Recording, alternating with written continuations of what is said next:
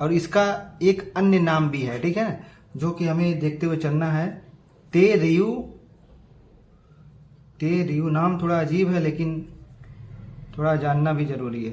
तो तेरियू ए माउई, ठीक है ना, तेरियू ए माउई, इससे भी आपको लेते हुए चलना है। अगर आपको जीलैंडिया नहीं देगा, ये ऑप्शन में देता है, तो इसे भी आपको याद करते हुए चलना है। तो जीलैंडिया क्या है? 8वां महाद्वीप है। हेलो एवरीवन, यूपीपीसी आरओ में समीक्षा अधिकारी के लिए जो अपनी करंट अफेयर्स की सीरीज चल रही थी, उस सीरीज का ये अपना 10वां वीडियो होगा। तो आज के वीडियो का पहला क्वेश्चन है जो कि कह रहा है हाल ही में आकांक्षी ब्लॉकों में संकल्प सप्ताह कब मनाने की घोषणा की गई है। तो आकांक्षी ब्लॉकों की जगह आपको आकांक्षी जिलों भी देख सकता है, ठीक है। और जो प्रोग्राम लॉन्च हुआ है उसका नाम है संकल्प सप्ताह। तो यहाँ पे हमसे एक दिन की अवधि अर्थात एक हफ्ते के बारे में पूछ रहा है। पहला जो ऑप्शन दिया उसमें 1 से 6 अक्टूबर, दूसरा 2 से 7 अक्टूबर, तीसरा 3 से 9 अक्टूबर, या चौथा 4 से 10 अक्टूबर। तो इसका जो करेक्ट आंसर होगा वो होगा 3 से 9 अक्टूबर को संकल्प सप्ताह मनाने की घोषणा की गई है। संकल्प सप्ताह समावेशी विकास, ठीक है। देखिए आकांक्षी जिला के बारे में बात करें तो ये 2018 में लॉन्च हुआ था। देश के 112 जिलों में लॉन्च किया गया था। अर्थात इन जिलों में जीवन स्तर को ऊंचा उठाने, सभी के समावेशी विकास को आगे बढ़ाने, शिक्षा के क्षेत्र को और आगे महत्व देने, किसी को आगे बढ़ाने, स्वच्छता के क्षेत्र में और विकसित होने, ठीक है। अर्थात जो जिले क्षमता तो रखते हैं लेकिन किसी कारणवश अन्य जिलों से पीछे रह गए हैं। तो ठीक है, संकल्प सप्ताह 3 से 9 अक्टूबर को मनाया जाएगा और ये आकांक्षी ब्लॉकों या आकांक्षी जिलों के हेतु प्रारंभ किया गया है। अगला प्रश्न कह रहा है हाल ही में मालदीव के राष्ट्रपति के पद पर किसे नियुक्त किया गया है, ठीक है ना। कौन सा देश है अपना पड़ोसी देश? मालदीव। तो यहाँ के प्रेसिडेंट के पद पे एक नए व्यक्ति को नियुक्त किया गया है, तो उसका हमसे नाम पूछ रहा है। तो इसका जो सही उत्तर होगा वो होगा डॉक्टर मोहम्मद मोइज्जू, ठीक है, जो कि हमें ऑप्शन 4 में दिख रहा है। डॉक्टर मोहम्मद मोइज्जू जो है मालदीव के नए प्रेसिडेंट बने हैं। और इससे पूर्व बात करें कौन सी व्यक्ति थे, तो इब्राहिम मोहम्मद सालेह, ठीक है ना, इब्राहिम मोहम्मद सालेह जो थे इससे पूर्व प्रेसिडेंट के पद पर थे, ठीक है, मालदीव के प्रेसिडेंट के पद पे थे। तो आपको एक व्यक्ति विशेष से संबंधित एक प्रश्न है। डॉक्टर मोहम्मद मोइज्जू जो है मालदीव के राष्ट्रपति चुने गए हैं, ठीक है ना। मालदीव काफी ज्यादा चर्चा में रहा है पिछले वर्षों, क्योंकि चीनी ऋण इस पे ज्यादा हो गया था, जिसके कारण चीनी ऋण ज्यादा हो गया था, चीनी डेप्ट, जिसके कारण यहाँ के नागरिकों ने, सरकारी संस्थाओं ने काफी ही विद्रोह किया था, ठीक है। सैन्य संघर्ष की स्थिति भी उत्पन्न हो गई थी। हमारा जो तीसरा प्रश्न है वो कह रहा है हाल ही में चर्चा में रहे पेट 46 एंजाइम का संबंध किससे है। क्या है? पेट 46 या पेट 46, जैसे भी आप याद करें, क्या है ये एंजाइम है। हमारे जो विकल्प उनमें पहला है कोरोना वैक्सीन, या कम्युनिकेशन सैटेलाइट संचार उपग्रह, प्लास्टिक बोतल विनष्टीकरण, या अंतिम विकल्प है चावल की नई किस्म। तो इसका जो सही उत्तर है वो है ये जो एंजाइम है प्लास्टिक बोतल विनष्टीकरण से संबंधित है। अर्थात देखिए कील यूनिवर्सिटी के साइंटिस्टों ने, कील विश्वविद्यालय के वैज्ञानिकों ने इसकी खोज की है, जो कि जर्मनी में स्थित है। और चर्चा में इसलिए था क्योंकि ये जो नया एंजाइम खोजा गया है इसके अंदर एक क्षमता होती है प्लास्टिक को विघटित करने की क्षमता, अर्थात प्लास्टिक के अणुओं को तोड़ने की क्षमता, प्लास्टिक के अणुओं को विघटित करने की क्षमता। तो पेट 46 एंजाइम जो यहाँ पे सही होगा वो ऑप्शन 3। हमारा जो चौथा प्रश्न है वो कह रहा है हाल ही में देश के पहले कार्टोग्राफी संग्रहालय जिसका नाम जॉर्ज एवरेस्ट रखा गया है, क्या नाम है? जॉर्ज एवरेस्ट इसका नाम रखा गया है, का उद्घाटन कहाँ किया गया है। तो देखिए चर्चा में इसलिए था क्योंकि देश का पहला था, प्रथम था। और कार्टोग्राफी, कार्टो का अर्थ होता है मैपिंग, ठीक है ना, नक्शे से संबंधित होता है, ठीक है, संग्रहालय है। तो इसका नाम जो है एवरेस्ट रखा गया है। हमसे पूछ रहा है संबंधित राज्य कौन है। तो सिक्किम पहला विकल्प दिया, दूसरा विकल्प उत्तराखंड, तीसरा असम है, चौथा हिमाचल है। तो इसका जो करेक्ट आंसर होगा वो होगा उत्तराखंड, ठीक है, ऑप्शन 2। और उत्तराखंड के मसूरी में स्थापित किया गया है। अगर इसमें फाइनेंस करने की बात करें, वित्तीय सहायता की बात करें, तो एशियन डेवलपमेंट बैंक ने इसमें वित्तीय सहायता दी है। और ये इसका जो कार्य होगा वो होगा मैपिंग में, सर्वेक्षण में, पर्वतारोहण में। अर्थात क्या करेगा ये पर्वतारोहियों के लिए काफी हेल्पफुल साबित होगा। तो उत्तराखंड के मसूरी में स्थापित किया गया है, जॉर्ज एवरेस्ट नाम रखा गया है, देश का पहला है। क्या है? कार्टोग्राफी संग्रहालय है।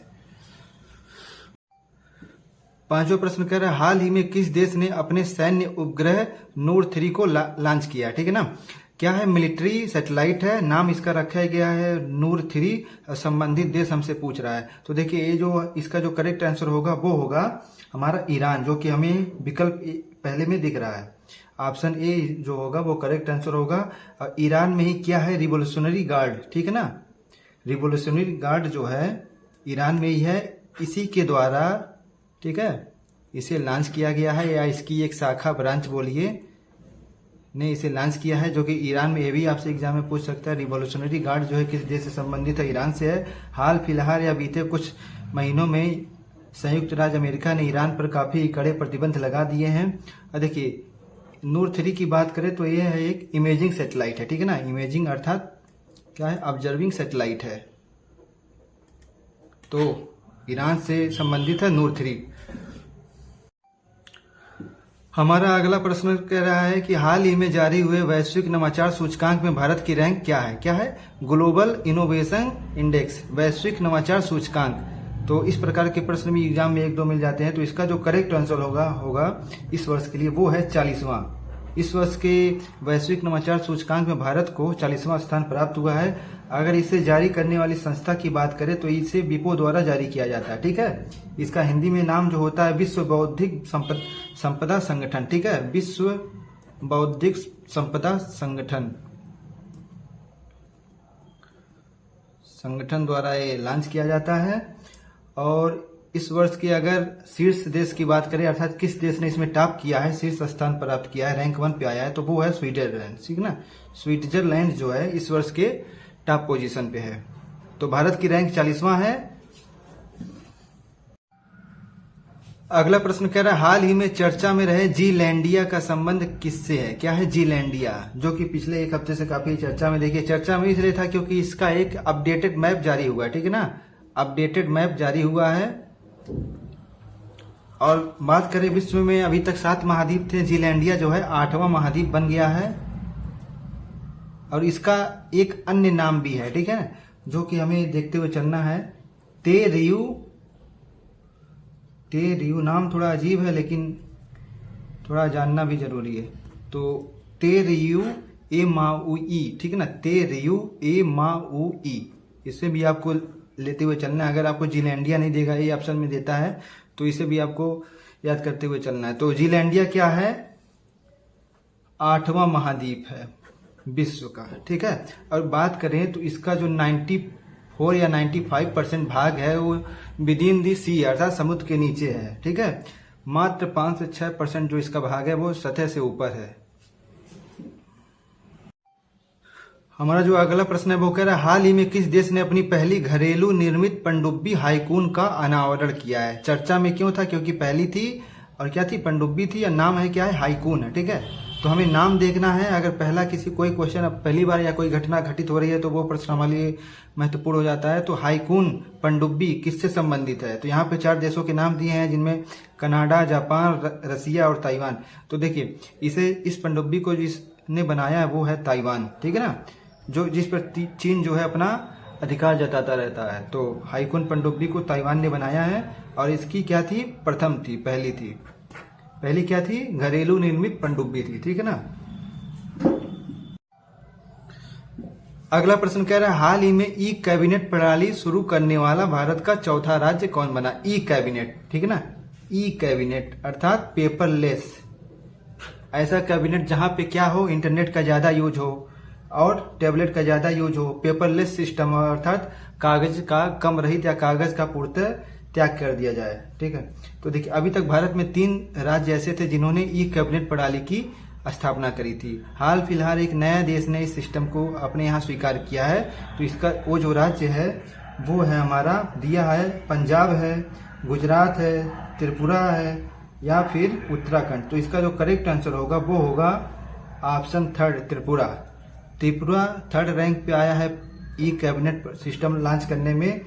इससे पहले अगर बात करें तो पहला जो था वो उत्तराखंड था, उसके बाद अपने यूपी ने इसे लॉन्च किया है, उसके बाद पूर्वोत्तर के राज्य अरुणाचल प्रदेश ने इसे लॉन्च किया है। तो उत्तराखंड, उत्तर प्रदेश, आंध्र प्रदेश के बाद त्रिपुरा ने ई कैबिनेट सिस्टम को लॉन्च किया है, जो कि पूर्वोत्तर में दूसरा राज्य है और पूरे अखिल भारतीय स्तर पे चौथा राज्य है। अगला प्रश्न कह रहा है, जो कि लास्ट क्वेश्चन भी होगा, हाल ही में प्रशिक्षण अभ्यास FTX 23 का आयोजन कहाँ किया गया, ठीक है ना। क्या है, फिर से लिख लेते हैं, FTX 23 देखिए इसका इस प्रकार के सैन्य अभ्यास भी हमसे पूछ लेता है एक दो प्रश्न।